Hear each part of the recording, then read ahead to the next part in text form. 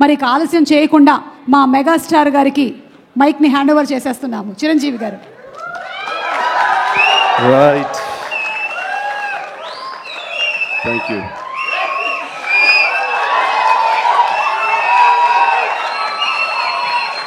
ఒక్క నిమిషం, ఉత్త గ్యాసే, సౌండ్ వచ్చింది రావట్లేదు.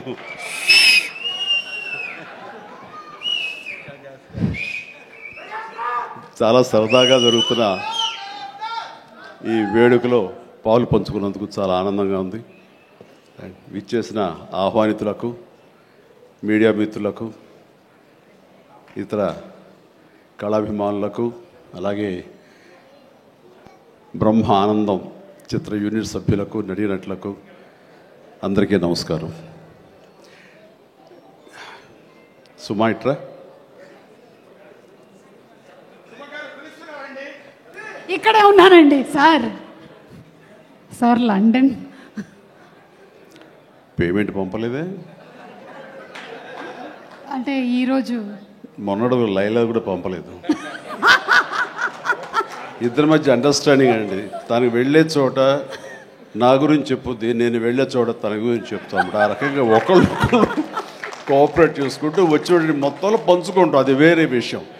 2 ఈవెంట్స్ నుంచి నువ్వు పంపట్లేదు సార్. అది యాక్చువల్లీ అనిల్ రావు ఇక మీద నీకు ఎక్కడ చెప్పను, అలాగే నా గురించి ఎక్కడ చెప్పద్దు. Okay sir. అనిల్ అంతే, మొన్న వచ్చాడు, ఇప్పుడు వచ్చాడు, ఇవ్వాల్సి ఇవ్వలేదు కమిషన్. ఇప్పుడు మన ముగ్గురు దొరికాం కదా ఎవరికైనా ఫంక్షన్లు పిలవడానికి. అందుకు నీ మీద న్యాయంగా ఉందామా సార్? నువ్వు మూట తప్పద్దు, సారీ మాట తప్పద్దు. రైట్. అంటే మొన్న ఆ ఫంక్షన్కి వెళ్ళాము, మళ్ళీ ఈ ఫంక్షన్కి నేను తప్ప ఎవరు లేరా అని మీకు అనిపించవచ్చు. కానీ నెంబర్ ఆఫ్ ఫిల్మ్స్ చేయటం మూలంగా నెంబర్ ఆఫ్ ఈవెంట్స్ చేయాల్సిన పరిస్థితి, సినిమా కథ ఎంత ముఖ్యమో అది ప్రాపర్ టైంలో ఆ డేట్కి రిలీజ్ చేయటం కూడా అంతే ముఖ్యం.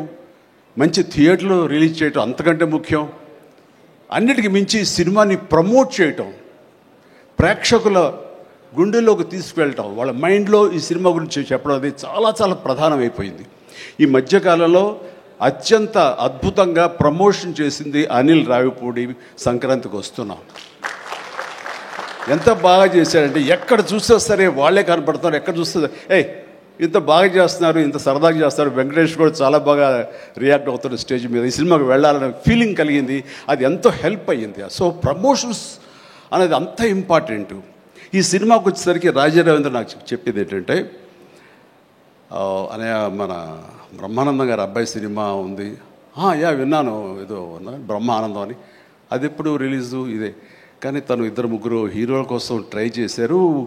వాళ్ళిద్దరూ రాలేని పరిస్థితిలో ఉన్నారు. నేనే కొంచెం కోఆర్డినేట్ చేస్తాను. ఇప్పుడు ఎవరు హీరో వచ్చే పరిస్థితి లేరు. ఎవరో ఒకళ్ళు మెయిన్ హీరో వస్తారు కానీ సినిమా లేదు. మొత్తం డల్ అయి ఉన్నారు. ఎలాగంటే ఎందుకు బ్రహ్మానందం అబ్బాయి అండి, మన ఫ్యామిలీ అయ్యా, చెప్పు నేను వస్తాను. ఇది నేను సంపాదించుకున్నటువంటి ఈ ఇమేజ్ని ఎంతో కొంత ఒక సినిమా ప్రమోషన్ కోసం, ఒక బిడ్డకి ఒక గుర్తింపు తీసుకురావడం కోసం, ఒక బిడ్డకి భుజం కాయడం కోసంగా నేను వస్తాను.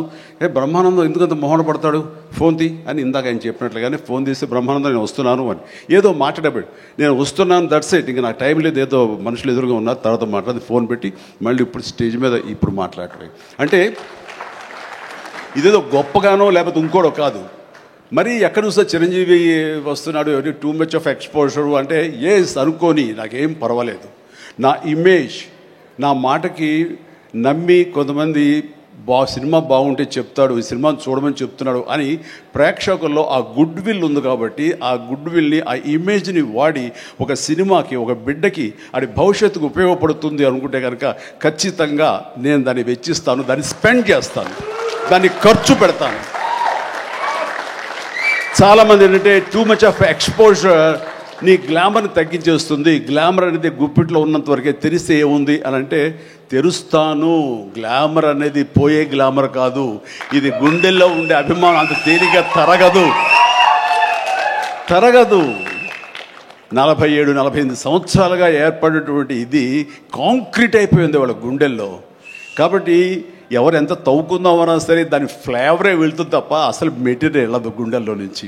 కాబట్టి ఖచ్చితంగా నా ప్రమేయం, నా ఇది ఆ పిల్లల కోసం కానీ నా మిత్రుడు, నాకు శిష్యుడు లాంటి వయోవృద్ధుడు ఆ బ్రహ్మానందాన్ని తన కోసంగా నేను రావటం అనేది ఇది నాకు సంతృప్తి.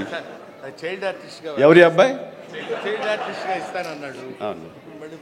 నేను కుర్ర వచ్చి డిస్టర్బ్ చేయొద్దు ప్లీజ్, సీరియస్గా మాట్లాడతాను. ఏమంటే ఈ చంటబ్బాయి షూటింగ్ జరుగుతుండగా మనందరం బ్రహ్మానందం ఈ సినిమా గురించి మాట్లాడుకోవాలి, కానీ ఇక్కడ ఉన్న ఆత్మీయత ఆప్యాయత ఆత్మీయులు చూస్తుంటే కనుక గతం గుర్తుకొస్తుంది, చెప్పకుండా ఉండలేకపోతున్నాను. అండ్ చంటబ్బాయి షూటింగ్ జరుగుతుండగా నేను ఇందాక చెప్పాడు కదా ఇట్లాంటి హీరో అని కాను నేనంటూ చార్లీ చాప్లిన్ గెటప్ వేసుకుని ఒక దిమ్మ మీద ఉంటుంది. అక్కడ అసలు టెన్షన్గా ఉంది, ఎందుకంటే అది చిన్న కోన్ షేప్లో ఉంటుంది.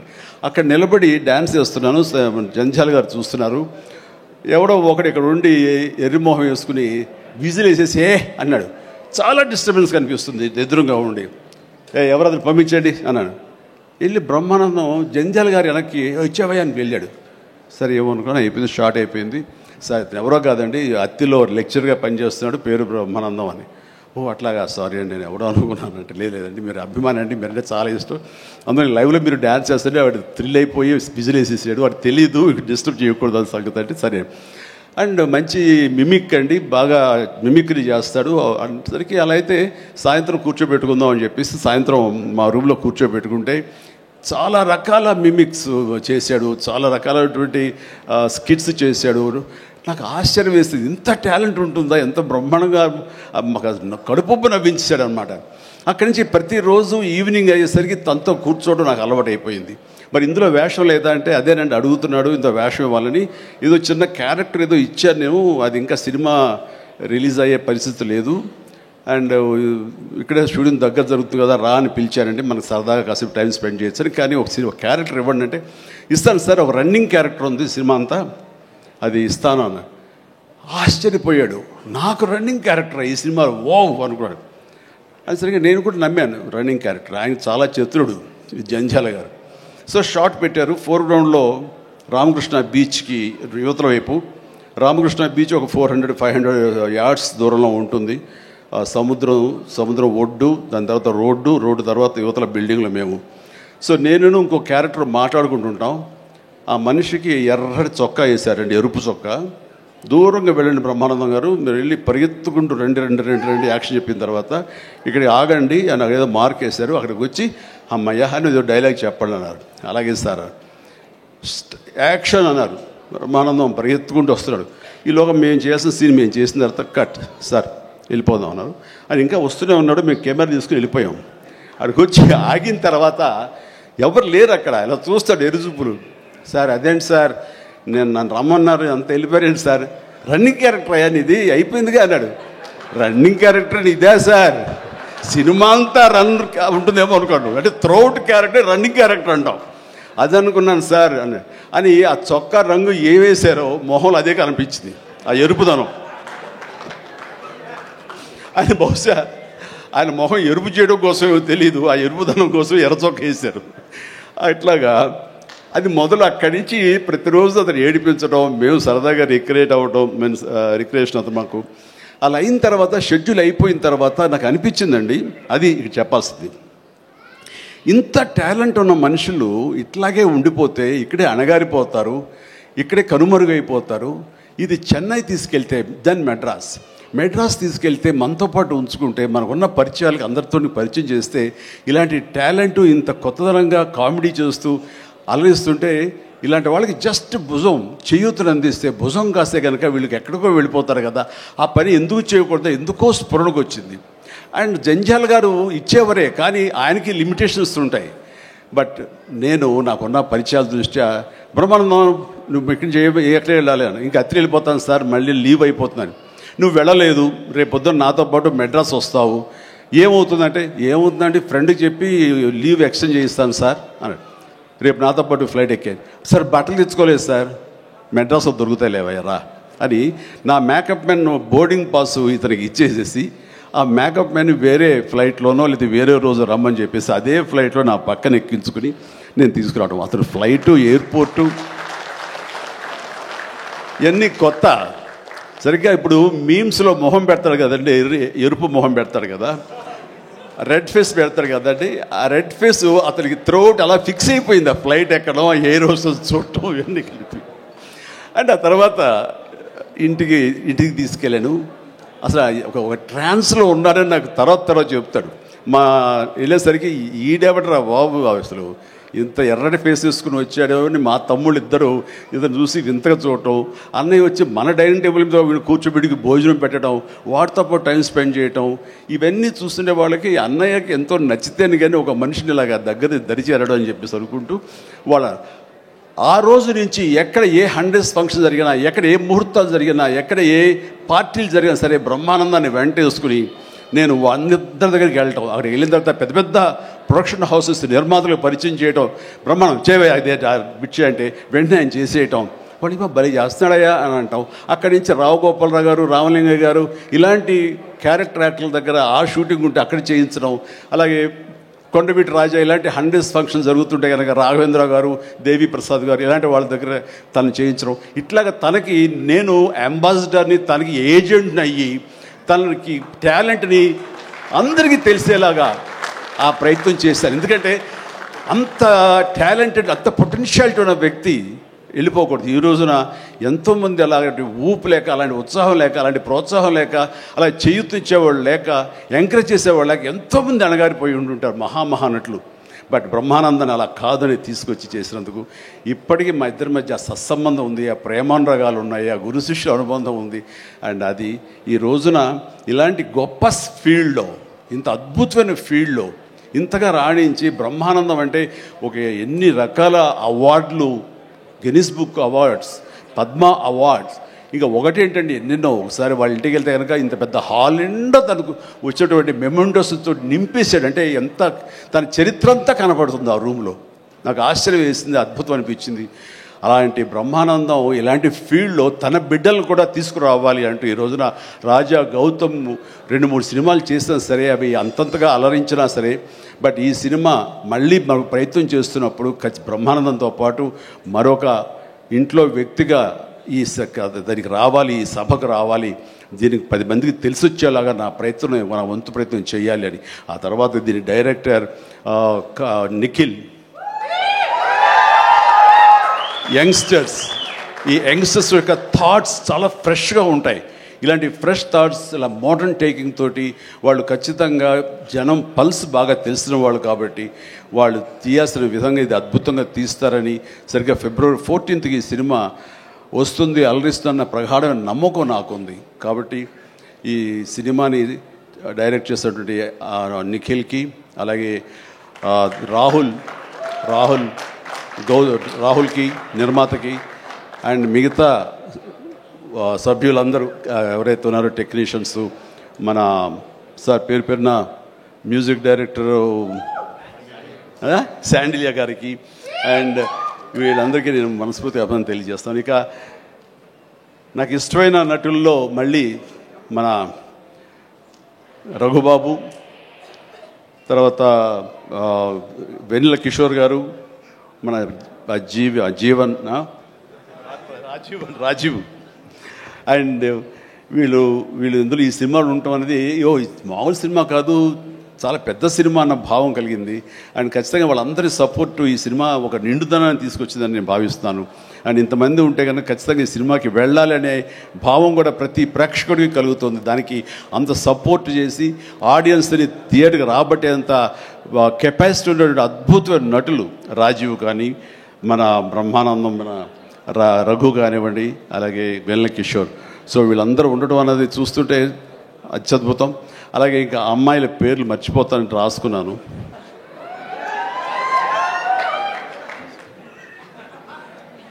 ప్రియ, ఐశ్వర్య, ద్వివేజ,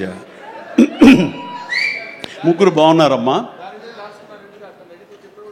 ఎవరు అంటే అనిల్ నన్నుగా చెప్పేవాడే.